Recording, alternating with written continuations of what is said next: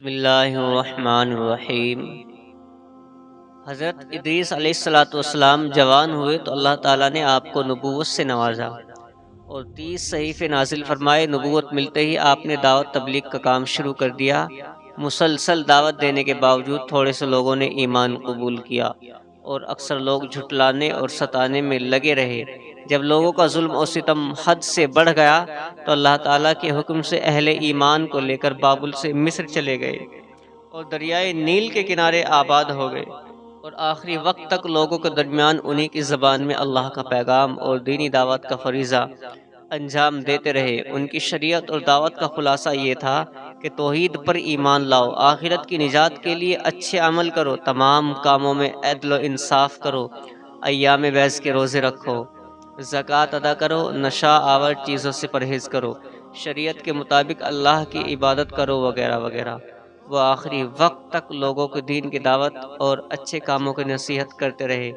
365 سال کی عمر میں اپنے خالق حقیقی کے دربار میں پہنچ گئے۔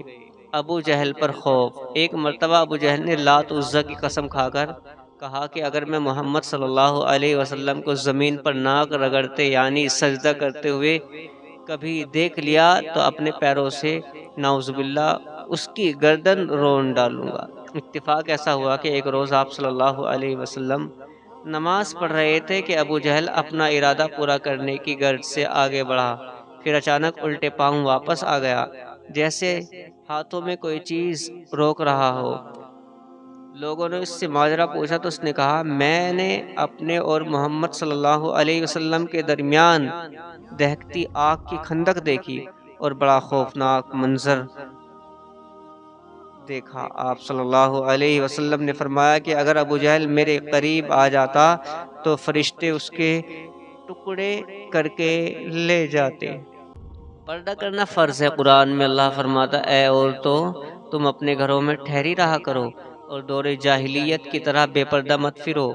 تمام مسلمان عورتوں کے لیے ضروری ہے کہ جب کسی سخت ضرورت کے تحت گھر سے نکلے تو اچھی طرح پردے کا خیال رکھتے ہوئے باہر جائیں، کیونکہ پردہ کرنا تمام عورتوں پر فرض ہے۔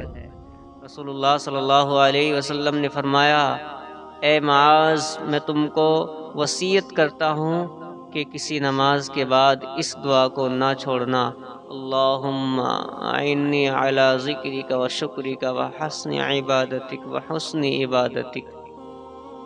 اے اللہ اپنا ذکر و شکر کرنے اور اچھے طریقے سے عبادت کرنے پر میری مدد فرما۔ نماز چاشت۔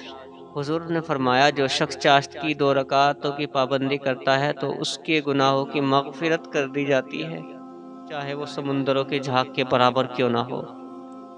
کفر اور شرک کا نتیجہ جہنم ہے۔ قرآن میں اللہ تعالیٰ فرماتا ہے، جو بھی اللہ تعالیٰ کے ساتھ شریک ٹھہرائے گا اس پر اللہ تعالیٰ نے جنت حرام کر دی ہے اور اس کا ٹھکانہ جہنم ہے، اور ایسے ظالموں کا کوئی مددگار نہیں ہے۔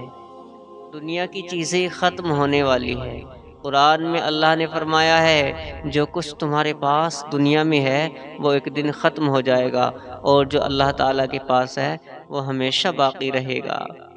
رسوائی کا عذاب۔ حضور فرماتے ہیں، قیامت کے دن بندے کو ایسی شرمندگی لاحق ہوگی کہ وہ پکار اٹھے گا، یا رب آپ مجھے جہنم میں بھیج دیں۔ یہ میرے لیے اس ذلت و رسوائی سے زیادہ آسان ہے جو مجھے اب پہنچ رہی ہے، حالانکہ اس کو معلوم ہوگا کہ دوزخ میں کتنا سخت عذاب ہے، یعنی کہ وہاں کی ذلت اور رسوائی اتنی زیادہ ہو جائے گی کہ انسان یہ تمنا کرے گا، اے اللہ اس رسوائی سے بچا اور چاہے تو مجھے جہنم میں بھیج دے۔ حالانکہ جہنم کے عذاب کو جانتا ہے کتنا سخت عذاب ہے، لیکن پھر بھی رسوائی سے بچنے کے لیے اللہ سے کہہ رہا ہے کہ اللہ مجھے جہنم میں بھیج دے۔ انس بن مالک رضی اللہ تعالیٰ عنہ فرماتے ہیں کہ رسول اللہ صلی اللہ علیہ وسلم کو فرماتے ہوئے سنا کہ ارکن نساء کا علاج عربی بکری دمبے کی چکتی ہے، جسے پنگلایا جائے، پھر اس کے 3 حصے کیے جائیں اور روزانہ ایک حصہ نہار منہ پیا جائے۔ دمبے کی دم پر ایک گول ابھری ہوئی چربی کے حصے کو چکتی کہتے ہیں۔ حضور صلی اللہ علیہ وسلم نے حضرت ابو ذر کو نصیحت فرمائی کہ قرآن کریم کی تلاوت میں اور اللہ کے ذکر کا اہتمام کیا کرو، اس عمل سے آسمانوں میں تمہارا ذکر ہوگا اور یہ عمل زمین میں تمہارے لیے ہدایت کا نور ہوگا۔ اللہ